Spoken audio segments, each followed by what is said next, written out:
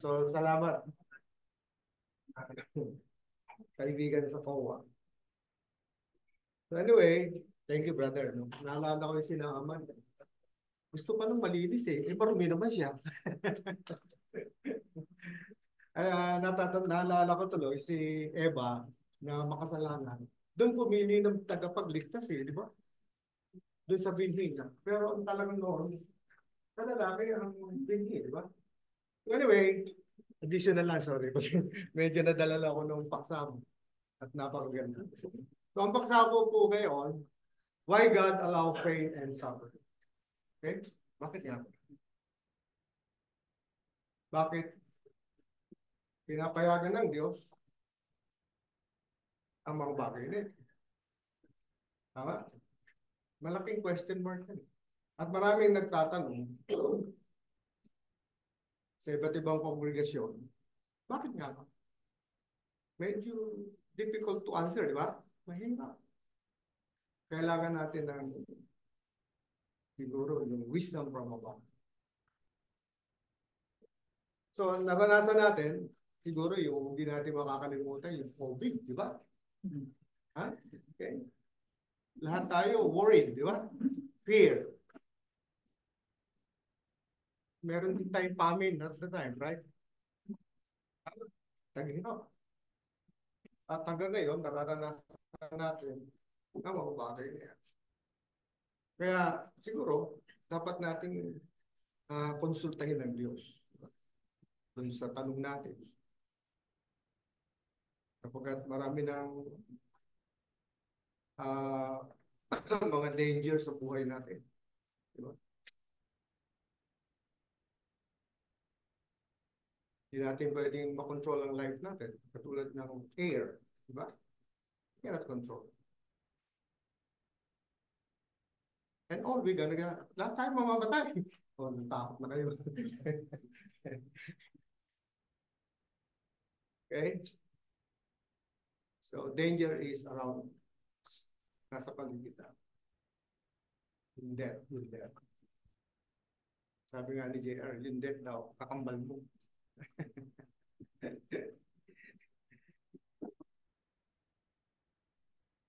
Can escape.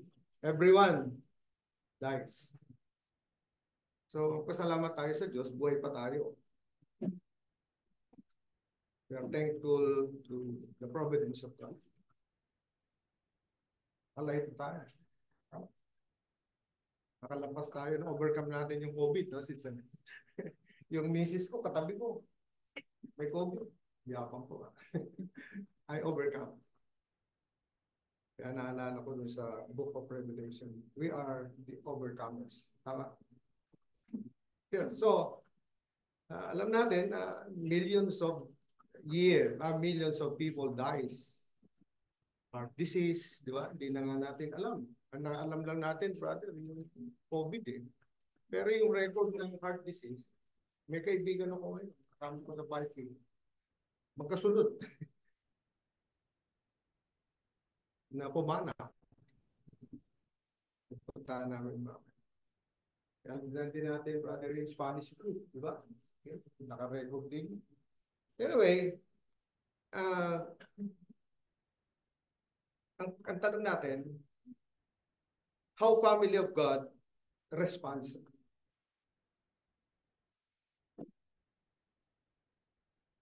Paano tayo magre-response?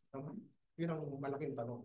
Katulad ni Naaman, ang tagal niyang mag-response eh. Di ba, brother? He was confused. And God allowed, ang Diyos pinapayagan tayo ma-confuse. Do you believe? Naniniwala ka?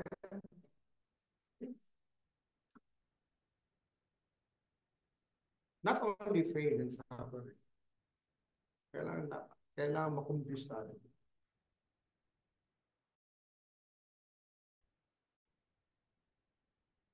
Yung internal perspective, yung pananaw na pangloob.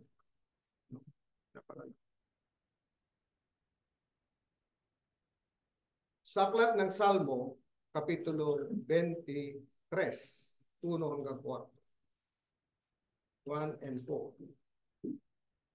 Ito po ang ating mababasa. Psalms 123, 1 and 2.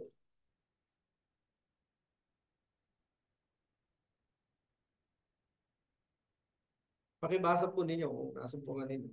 Sapagkat medyo na ako, mabagal na rin ako. 70 na po ako ngayon. Iba alive pa, no? Thank you. Ano sabi dyan? Salmo 23. Nisigaw na ako. Minsan kasi sobrang excited. Ganyan ako. Ang Panginoon ang aking pastol, hindi ako magkukulang. Gandang words niya. Diba? The Lord is my shepherd. Pinahihiga niya ako sa luntiang pastulan. Yung green pasture bed. Diba? Naalala ko punta natin si Isaac. Nung nagkaroon ng famine dun sa lugar nila, nag-evacuate siya. Pumunta siya sa Egypt para matagpuan niya yung green pasture doon. Diba? Kasi may famine. At mamaya maganda pupuntahan natin yung istorya.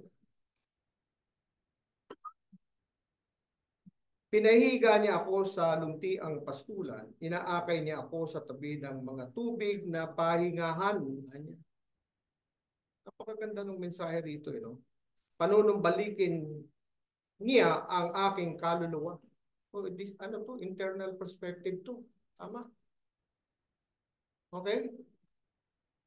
Sana makita natin po yun. At alam kong nakita niyo. Inaakay niya ako sa mga landas ng katwiran, alang-alang sa kanyang pangalan. Bagamat ako'y lumalakad sa libis ng lilim ng kamatayan, wala akong katatakutang kasama. Wow. No fear, ha? No fear.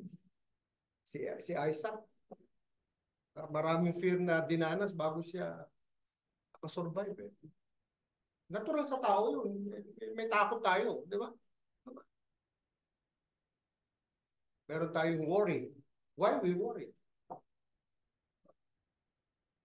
God is my shepherd. Sapagkat ikaw ay kasama ko. Kung naalala ko na naman si Isaac dito. Sabi na Diyos sa kanya, kasama mo ko. I will be with you.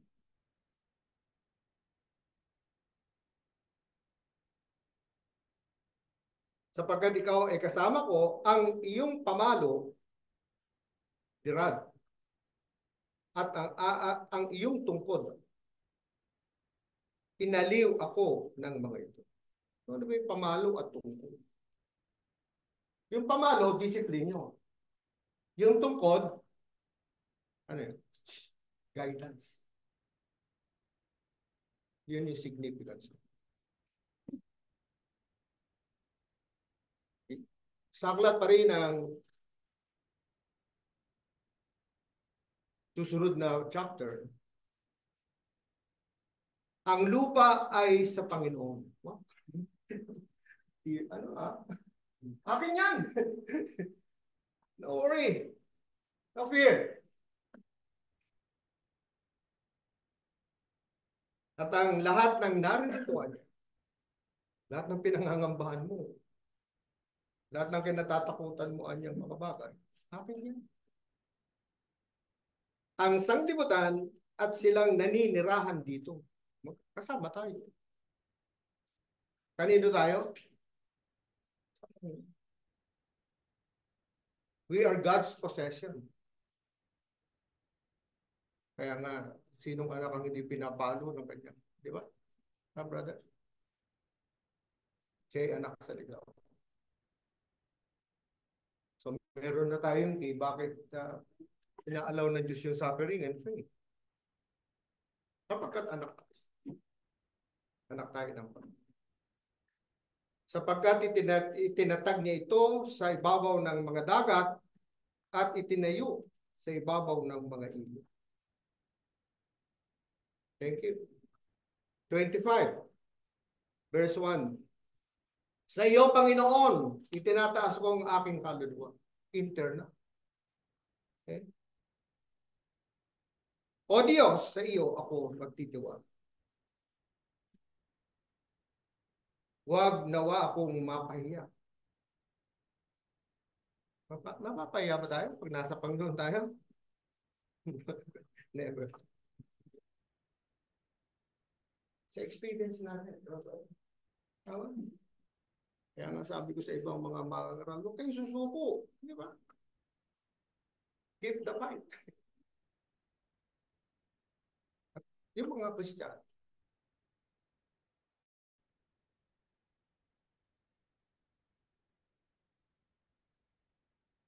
ano ba sabi dito? O Diyos, sa iyo ako magtitiwala. Huwag nawa akong mapahiya. Ang aking mga kaaway ay sa akin ay huwag nawang magkatuwa. Ayokong pagtawanan niya. Sapagkat ako'y lost. Talo, nagapi. Alala ko sa Psalms, di ba? Lord, prepare me a table in the midst of my. God is our house. Right? Do you remember si yung asin na naging asin? Lot's wife. Kay Lot. Diba? The story of Lot. Kung natin pupuntahan. Alam niyo na yun at nakalaki na po sa inyo. Itinayan ni Lot yung kanyang buhay dahil doon sa, di ba? Alala ko si Jim, pag sinabi ko, ikaw yung in charge. Kaya itong pasay nito, malaki ang memory sa akin nito. Hindi ko pwedeng hindi maalala. Brother Darwin. Nagagamit natin ngayon yung mga lesson ng araw. So tuloy. So ang tawag dito yung Song of Deliverance. God gave protection to His people. Amen? Fear the Lord, calling on the name of the Lord. We have refuge. God is our refuge. God is our shield. Ano yun po yun? May effort ba tayo dito nung sinilang tayo dito? Any effort? None. None. Wala tayong lakas na ibinigay, na ibinahagi sa Diyos. Yun yung pinaka-core ng ating pinag-uusapan. Yung trust in the Lord.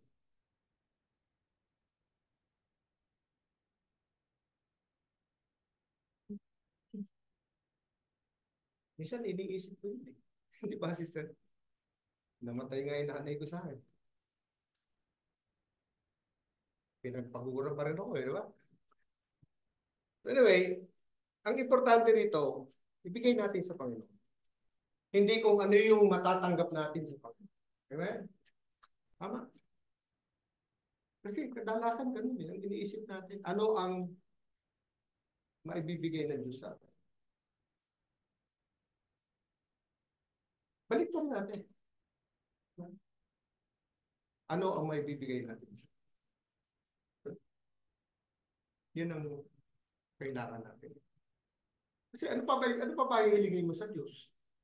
Di ba? Lahat ng mga bagay dito sa Kanya. Tama, sister? Ah. So, meron pinagagawa sa atin ng Diyos. Una, banggitin natin yung Romans chapter 12, di ba? Ihandog ninyo ang inyong sarili na isang haing buhay. Tama? At ihandog niyo ang inyong katawan.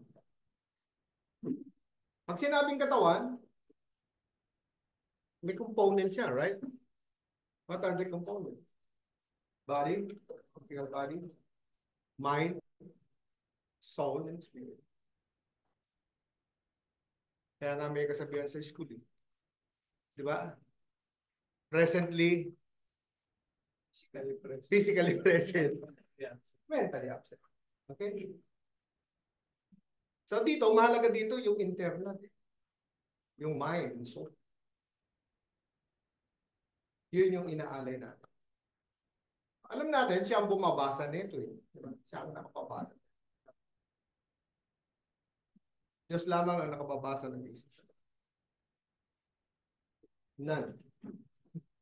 Except God. Kung gano'n ang pagkaintindi natin, tama, matakot tayo sa Kanya sapagkat nababasa ng Diyos ang isip natin. Katakutan mo yun. Tama. Yun ang tamang pagkatakot eh. At pagtutulak sa pagsunod.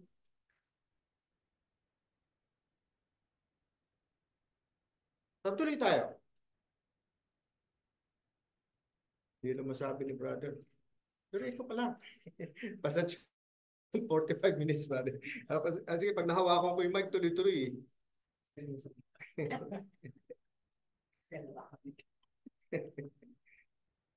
So alam natin sa New Testament, di ba? Yung Matthew chapter 6:24.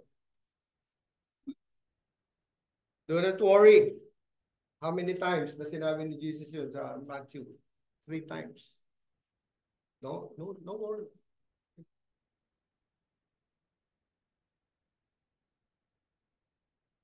Meron pang isa, don't be anxious.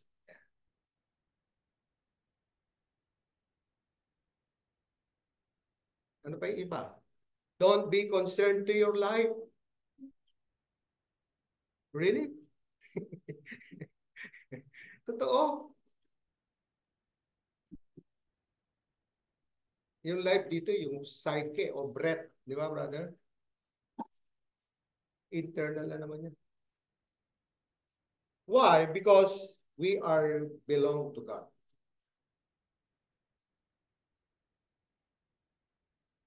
Yung baby nga, di ba? Kung titignan natin yung pag sinasabi kanina ng parallel. Nag-worry ba yan, bata? Hindi nag-worry. Kaya binanggit ng Panginoon din. Magsitulad kayo sa bata.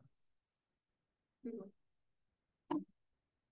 Hindi natatakot siya sa kanyang buhay. Kapag meron siyang ama, yung parents, diba? Okay?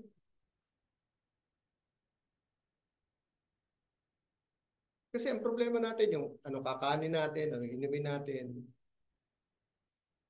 Lahat yan, temporal life yan eh. Diba, brother? Temporal yan. Bakit? Yung age mo nga hindi permanent eh. Kung permanente yung age mo, walang problema, di ba, Darwin? Eh, tumatanda ka eh. Yung clock, umaandar. Alright. Kaya nga, don't be anxious. We are in the kingdom of God. Not only that, we are the temple of God. We, the church, are the temple. We are in Christ. All spiritual blessings in Christ, in us. We are seated in the heavenly places.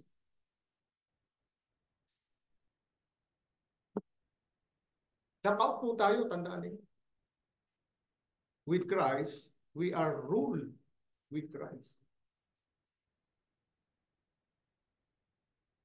Here on earth.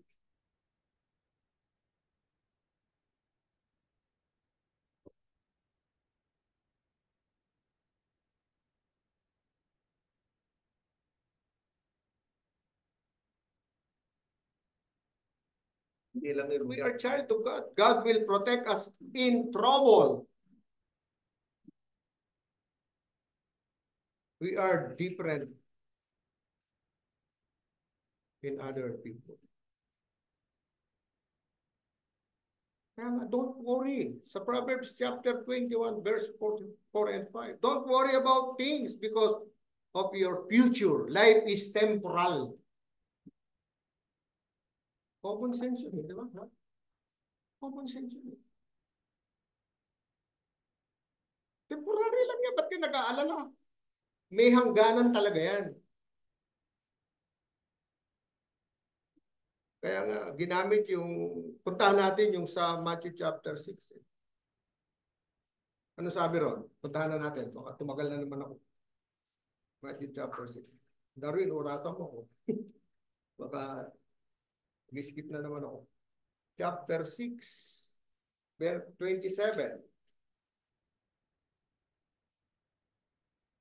Tignan ninyo ang mga ibon sa himpapawid, hindi sila naghahasik, ni gumagapas, o nag-iimbak man ng mga kamalig. Ngunit pinakakain sila ng inyong mga na nasa langit, hindi ba higit na mahalaga kayo sa kanila?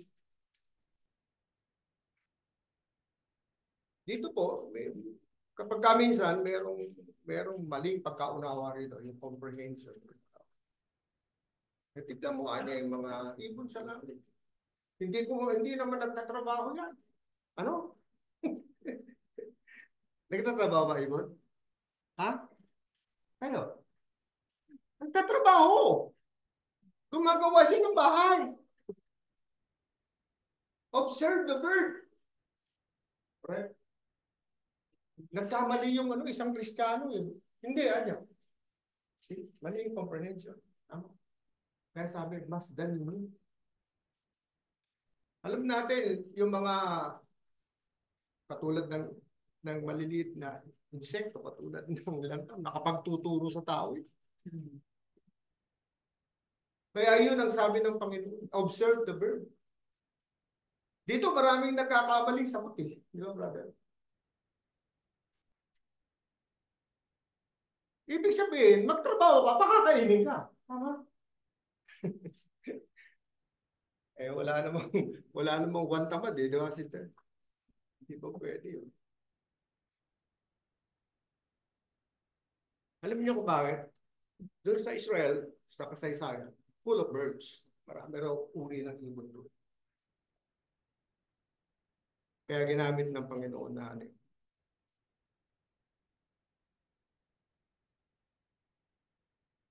Bakit? Una, ang ibon satisfied. Tama? Pero sila satisfaction.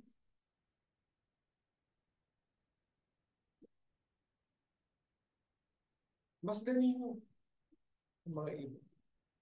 Sabi nga natin, isang kahig, isang tuka. Hindi naman masama yun eh. Masama ba yun?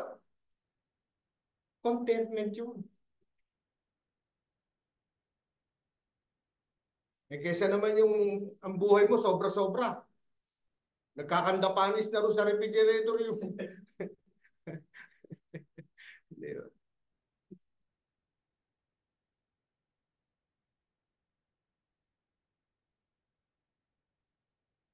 Tama ba yun?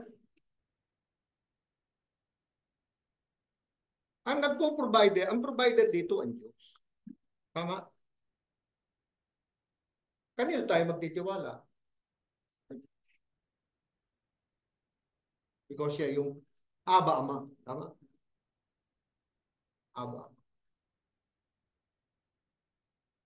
Kahit yung future good mo, Diyos pa rin ang magbibigay sa inyo.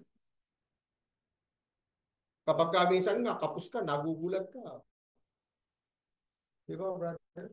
Andyan, sumusobra pa no, Jin? Huwag nating pangungunahin yung, huwag tayong mag-advance ng problema, kaya may anxiety eh. Tama? Binabali mo yung problema eh. Yung sweldo, pwede. Tama? Pero yung problem, yung worry, don't worry. Bakit po binabali yan? Darating naman yan eh. Di ba? Yung mga bagay na kailangan mo. Dahil ipoprovide ng Diyos yan. Okay, punta na natin si baka makalimutan ko si Isaac. Yan. May oras pa ba ako, kapatid? Ilang minuto pa? Alam mo to, si Isaac, anak ito Nino. Come on. Ni Abraham. Alam ba ninyo yung ugali ni Abraham na isalin kay Isaac? Ninyo anak yun?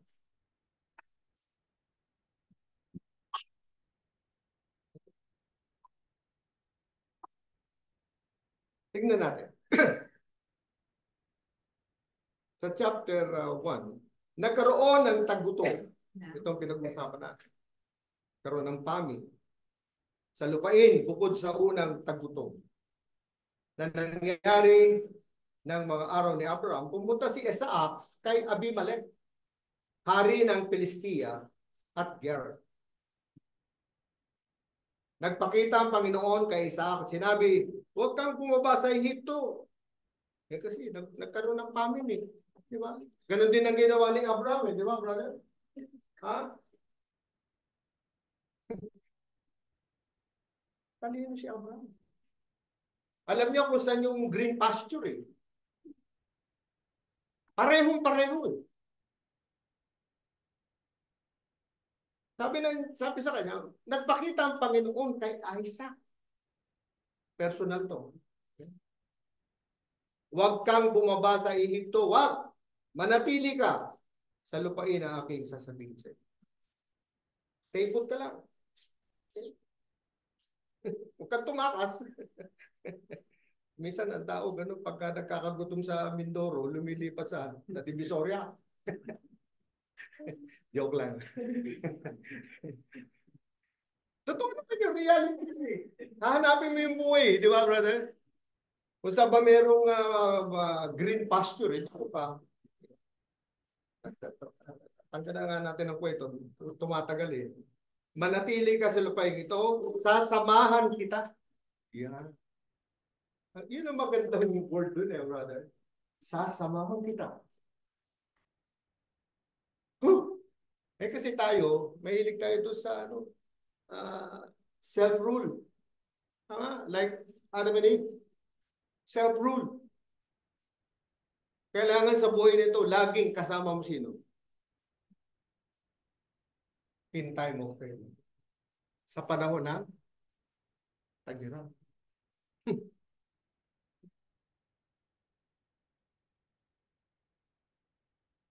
Manatili ka sa lupain, aking sasabihin sa iyo. Naalala ko si Abraham na naman dito, brother, nung sa Canaan, sa Ur. Manatili ka sa lupain ito, sasamahan kita at ikaw aking pagpapalain. Same word. Same promise. Binanoo. Sa iyong bini, ibibigay ko ang lahat ng lupain ito. Wow. Bakit? Kanya yan eh. Diba sabi kanina, ang buong lupa ay akin, ibibigay ko sa iyo.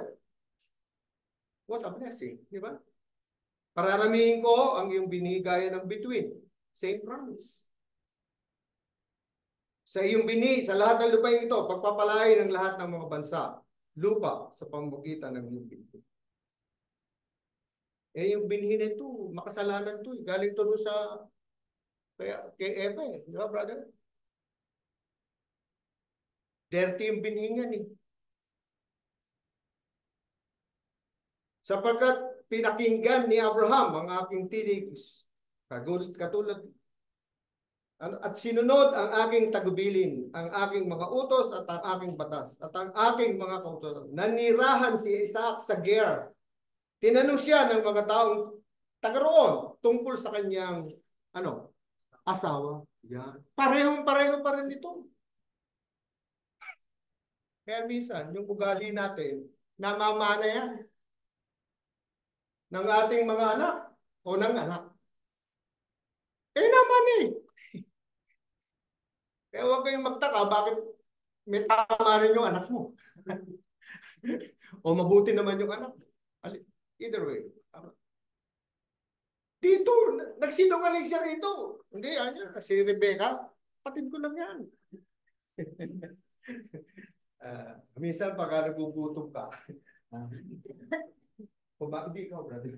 Kumakapit ka sa patalim. Sinasakripisyo mo pa yung asawa mo eh. Di ba? Mabuhay ka lang eh. Nakita niyo yung selfishness of Isaac. Run for your life eh. Reality ba yun? Sagot. Nangyayari ba sa tao yun? Opo.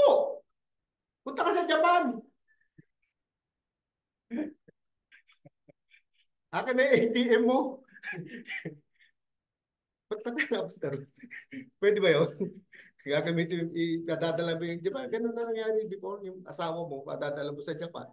Para, katulad nito, di ba, masurvive, makasurvive lang siya. Kasi papatayin siya rito eh. Alam niyo, ang babae, maganda si Rebecca eh. Make it short. Si Rebecca, magandang babae yan. Katulad ng asawa ni Abraham. Liability, ang magandang babae. Swerte kayo. Liability kayo nung mga panahon na yun. Binibili yun. Okay? Dito, nagsinungaling sa dito eh. Siya'y aking ano, sapagkat, siya ay aking kapatid. Sapagkat takot siyang, sabihin na siya ay aking asawa. Inaakala niya baka ako'y patayin ng mga taga rito. Dahil kay Rebecca, dahil siya ay may magandang anyo. Kaya sabi ko sa inyo, liability ng panahon nila. Nang siya ay magtagal nang naroroon, dumungaw si Abimelech sa hari sa Pilisteo. Sa dungawan si Rebecca. At tinawag ni Abimelech si Isaac na kanyang sinabi, asawa mo pala eh. Kasi siguro medyo nagkikisi. Normal naman sa mag-asawa yun. Nadungawan siya ngayon. Nahuli siya. Ano sagot ngayon? Nung haring si Abimelech. At sinabi ni Abimelech, anong ginawa mo sa amin? Paano kung sumiping sa iyong asawa? At ikaw, sana ang naging dahilan upang kami ay magkasala. Kaya yung pagtakas sa problema, minsan, nakabubuti yan. Minsan, nakasasama. At yung pagsisinungaling. Hindi ko makakalimutan yung tanong ni Chief. Bakit ka nagsisinungaling? Nung klase namin dito. At paano ka nagsisinungaling? Matanda yun. Talaga sasakit ang ulo mo. Hindi ba? Oo nga. Para sa iyong benefits. Di ba? Tama? Kaya inutos ni Abimelech sa buong bayan, ang gumalaw sa lalaking ito o sa kanyang asawa ay mamamatay. May provision. May utos. Nakita niyo yung God's providence? Tama, brother? May providence sa kanila. May provision. Don't touch. Yung gagalawin yan, anak ng Diyos eh, di ba? At naging mayaman ang lalaki, nagpatuloy, naging mayamang hanggang naging napakayaman. Very extreme yun. Parang napakagwapo. Iba yung salitang gwapo. Napakayaman. At siya'y may ari-arian. Paano, bakit siya yumaman? Because of the provision. Tama? Tama? Sabi yung sinabi kanina ni brother. Ang tao, ang Diyos gumagamit ng tao. Tama, brother? Sa kapaanan ng anak ng Diyos. Kaligtasan ng anak ng Diyos. Ulit tayo. At siya ay may ari-arian, kawan, bakahan, katulad ni Abraham. Lahat ng mga balong, hinukay, ng mga alipin ng kanyang mga si Abraham, ay nagalit yung mga Palestino. Pagka iwasan ng balot, tatapunan. Hindi tumigil si Isaac ng paggawa ng balon.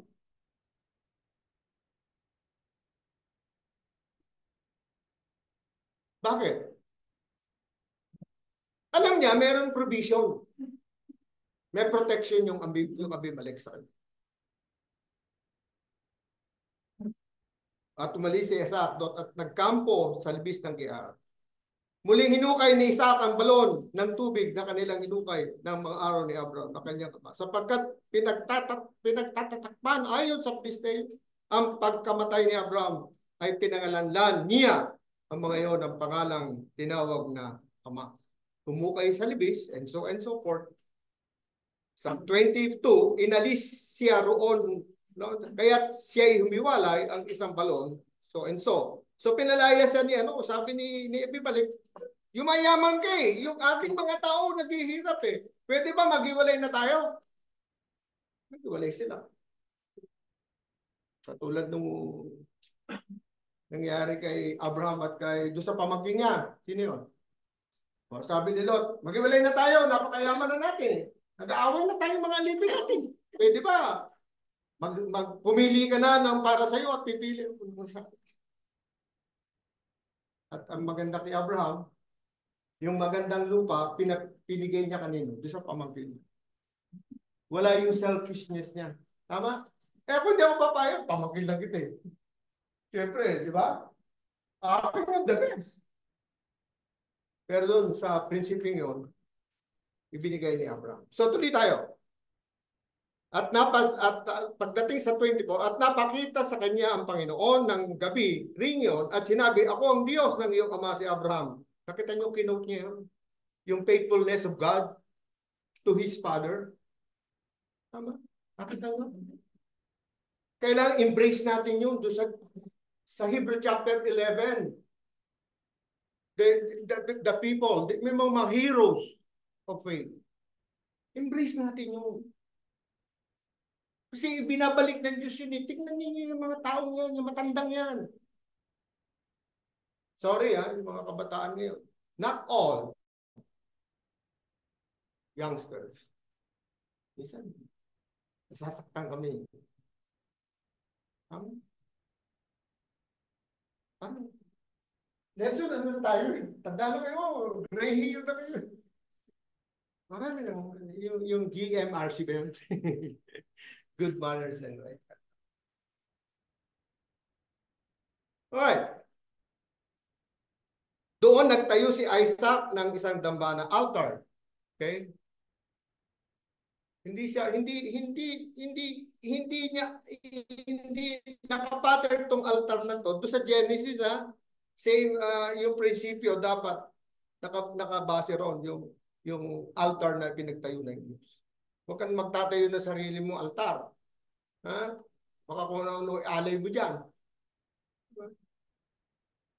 Sa pangalan ng Panginoon, yun, in the name of Yahweh. Itinayo niya roon ang kanyang tolda at humukay doon ng balon uli ang mga alipin ni Isaac. Sapagkat nooy pumunta si Abimelech sa kanila sa Gerar. Binisita siya kasama yung mga tauhan niya, tagapayo niya, yung advisor niya, si Piskol na kapitan ng mga hukbo. At sinabi sa kanila ni Isaac, bakit kayo pumarito sa akin? Tama lang yung tanong, di ba? Di ba galit kayo sa akin? Di ba? Dahil yumayaman ako, dahil sumasagana ang buhay ko, yan ang problema ng Pilipino. Yung crab mentality. Di ba? Tama? Hindi ba tayo tapos? Nakabitin lang yun eh. Di ba? Okay. Nung yumaman ako, pumunta ka ngayon sa akin. Pero maganda yung attitude eh.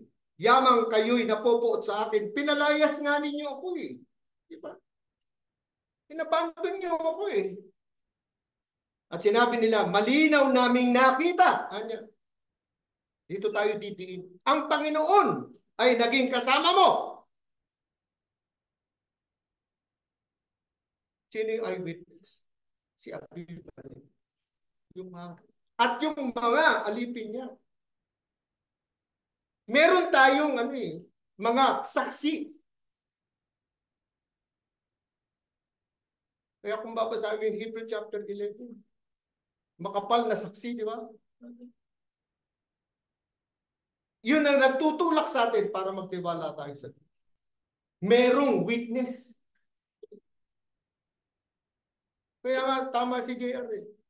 Ang mapagpayapa, tatawaging mga anak ng Diyos. Hindi sasabihin mo ikaw ay anak ng Diyos. Tama si JR. May tatawag sa'yo na anak ng Diyos.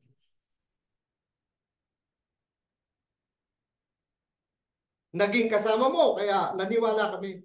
Kaya sinabi niya, magkakaroon kayo ng sumpaan. Nagkaroon ng oath doon sa covenant. Kami ay nakipagtipan sa iyo. Yan ang dapat na maging attitude ng tao. Kapag yung mayaman yung kapatid mo, dikitan mo. Makipagtipan ka sa kanya. Totoo po. Ako po member ng Qigong. Qigong ako sa Chinese exercise. Okay. Alam mo ang philosophy nila? Pagka mayroong, yan, dice, yeah? Mooncake Festival. Ang misis ko, 3 times nanalo consecutive year. Ang pinaglalaban ng palaro nyo lahat. Sa kanilang paniniwala. Hindi ko sinasabing maniwala kayo. Parang inihahambing ko lang ng konti. Sa kanilang paniniwala. Inaakap yung aking asawa eh. Negosyo ka sa iyo, swerte. Para sa kanila yung blessing daw. So anyway, ito iba to eh. Dito, ang ugali ni Abimelech, maganda. Imbis na kamuhian niya si Abimelech, si Isaac, di ba brother? Nakipagtipan siya. Hindi niya hinatak pa babae. Kundi nakipagtipan siya sapagkat alam niya na ang Diyos ay naikay. Sana ganun din po tayo sa panahon natin. In time of trouble, in time of panic, sana ba? Kaya nga, sabi ko, nasagot natin, bakit inaalaw ng Diyos yung pain and suffering. Nasagot ba natin yun? Thank you po. Sinenyas po ako.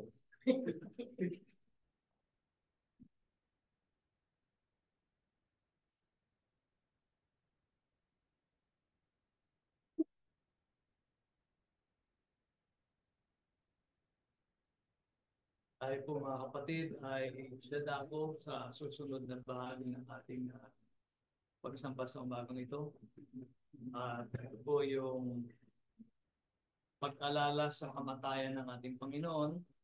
Tayo po ay pangungunahan ni Brother Norley sa ating pong gawain.